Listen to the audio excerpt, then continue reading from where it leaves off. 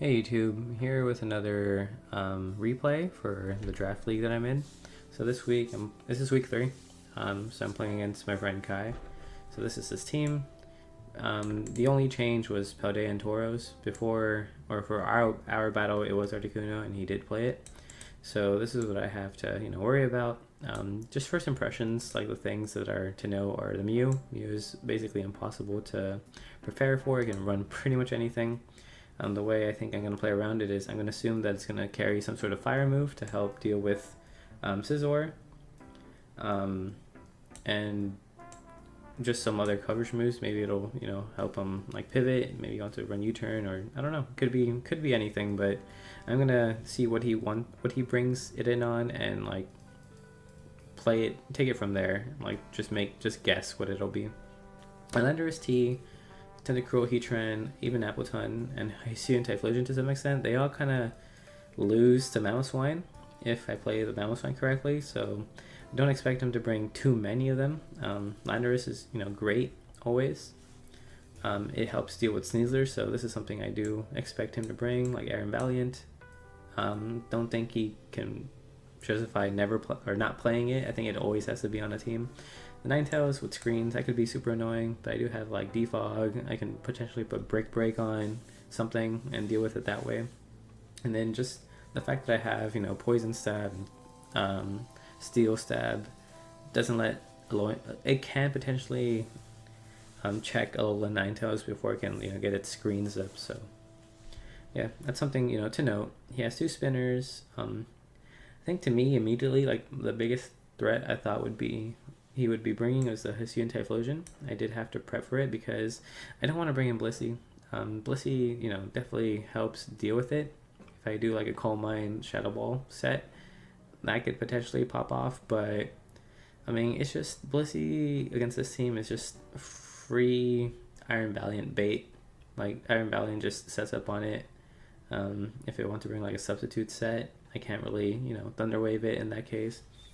Yeah, it would be pretty annoying to deal with, and I don't really want to bring Blissey. I want to bring like more offensive team, and Hisuian Typhlosion into my team. It can, if I don't bring Blissey, it could spam like a ghost move for free. And Toxapex, didn't think I really want to bring it because Lando is there, Donphan's there. It just doesn't look like it'll be super good. Like Alola Ninetales with freeze, I think it gets freeze dry, so does like Articuno. So just was not gonna have a fun time bringing like my defensive Pokemon. So I guess I'll just get into the team that I brought. So this is the team that I brought. So to help me deal with potential like Scarf Typhlosion, I decided to bring Assault Vest, special defensive Mamoswine. This Pokemon with like the set that I have on it helps me tank. It's Thick Fat. It helps me tank the fire move relatively well. The ghost move I won't take too much, and I can knock off with or knock it out with the Earthquake if it stays fire type. And I do have knockoff for it. That's Mamoswine's main job, is to help me either switch into or come in on Typhlosion and deal with it in that way. Also, just the ground ice type coverage against this team looks super good. The Landorus doesn't like to come in on it for too many turns. The Appletun, it's quad weak to ice type. It does have Thick Fat, but it's still going to take a lot of damage. His spinners, Mamoswine is strong against them too. Because definitely bringing at least 1 spinner, since I do have Sticky Webs, and Sticky Webs is just super annoying to deal with sometimes. Sneasler, just basic Burden set with Air Balloon. Just in case I have to come in on an Earthquake, this is an option. And start firing off Dire Claws and praying for any sort of CC, any sort of like statuses. Just try and spread status if it's not going to be the main game plan to try and hope for the Dire Claw hacks, but it's there. It's definitely appreciated. Since there's a standard set, just choice band, do a lot of damage. If you want to bring Ninetales, this will deal with it just fine. Alomomola, fairy type. This is going to be the main way I deal with the if it's a physical Iron Valiant. I can like go into Terra Fairy and Alluring Voice if you want to set up easy and just do a lot of damage. Random Frost, Choice Scarf set. I figure, like, if I don't want to Terra this, I'll Terra this into Terra Ghost, and I just have coverage for it and just basic Choice Scarf set. No trick this time. I didn't want to. I felt like I would need the Shadow Ball if, you know, I have Sticky Web up and Typhlosion comes in. I can hit it for super effective damage. I'll abuse his Snow with Blizzard, which is super cool. And, you know, Thunderbolt, Volt Switch, just basic. Ribombee, also nothing too much to see here. It's just basic Sticky Web set with, you know, potentially Quiver Dance. I could maybe set up on something, or I don't know. I just thought it'd be fine. So yeah, let's just get into the battle. So yeah, my opponent, he brought Articuno, which is a big surprise. No Ninetales. And then he brought Heatran, which is not what I was expecting. No Typhlosion, no Landorus, no Ninetales. Super weird, but could be fun. Maybe he'll bring some interesting sets. We'll see.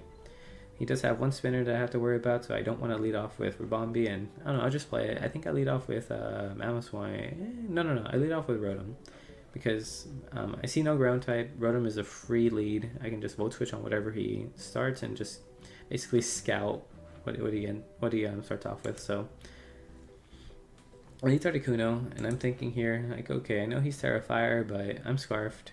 He's probably not. I don't. Maybe he brought this in predicting my Ribombee or something else, but I just Volt Switch here for free. He switches into his Mew to, you know, tank it. Could have gone into his Heatran, but Heatran invites Mamoswine in if I get the Volt Switch. Decided to bring Ribombee in here because this immediately threatens out the Mew, and, you know, I could potentially go for Sticky Webs, but here I decided, you know, there's too many things that switch into Ribombee, and I kind of want to catch the Heatran off guard, so I double switch into Mamoswine here, and I get the play almost correct. He goes into his own Articuno. I guess, you know, expecting the Bug Buzz to do not too much damage, so the way he brings it in here, I'm thinking that, okay, maybe it's more of a special defensive set. Yeah, so I go in for Mamoswine. I don't really know what this is yet. I'm just gonna knock off here because I am, you know, especially defensive. He doesn't know that, and I can take anything, and just knock off is super good here. So he reveals the Terra Fire. He goes for Terra Blast. This does a good chunk of damage through my Thick Fat. And I do get the knockoff here, and I see that he's Choice Scarf, so I'm like, okay, so he's more of an offensive set. And while he goes into his Appletun, I think I switch into my Alomomola because, you know, I don't want to take another fire move, and I think Alomomola walls it. I didn't go into it immediately because I didn't want to take the Freeze Dry. I was thinking that's the kind of set it was, and I want to preserve this as much as I can. It's my only defensive Pokemon outside of, you know, pseudo defensive Mamoswine. Here I'm just gonna flip turn. This is not a good matchup for me.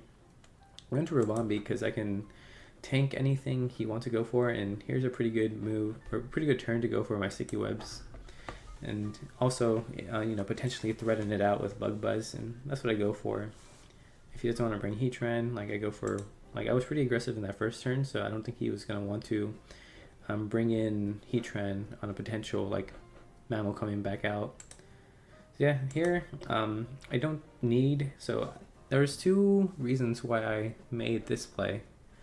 I don't, like, I know it's Terra Fire. I'm gonna Bug Buzz just for damage. I don't care if I lose this thing because my Rotom comes in on, like, if he wants to go into his spinner, I can always go into Rotom and, you know, reveal the Terra Ghost on his Rapid Spin and, like, two-shot it with Thunderbolt. So that's what I do here. And he reveals a dual Wing Beat, which is super interesting. He ended up going with an Adamant set, physically offensive, which potentially could have been really scary because it deals with my Scizor with Terra Blast Fire. It deals with Sneasler with dual Wing Beat. It deals with Ribombee.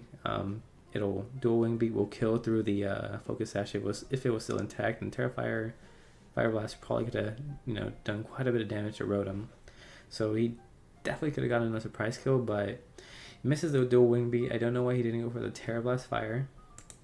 But yeah, here, you know, I was trying to give him the kill, basically, so I can get a free switch in, because I think here I still think it's, you know, Freeze Dry. Or, you know, just a normal, especially offensive Articuno. So since he wants to let me keep it, I guess I'll keep it, and now I'll go to Alomomola and, you know, on the dual Wing Beat, which does basically nothing to it. U-turns here while I flip turn, and like I said here, the flip turn, I could either go into Mamo or go into Rotom, but I figure, you know what, if I go into Mamo and he rapid spins, I get a free kill on this, and then I can bring back Ribombee on, you know, one of his two not threatening mons and get Sticky Webs back up. But, you know, if I didn't have Ribombee here, I would go for the Rotom play, and I would preserve my, I think I would be able to preserve my Sticky Webs that way. And that's just what he does. He lets me kill this thing. He trades for my Sticky Webs, which definitely don't mind. Mew comes in here. I don't know what kind of Mew set it is, so I'm going to Alomomola to scout it. He reveals that it's Whirlpool, which is totally fine because, you know, flip turn makes it so that I'm not trapped. Goes back into his Appletun while I think I go into Mamoswine. Ribombee, I see like, okay, bring this again. It's another free turn for Sticky Webs. And then, you know, Alomomola is a free switch here while we just trade our hazards.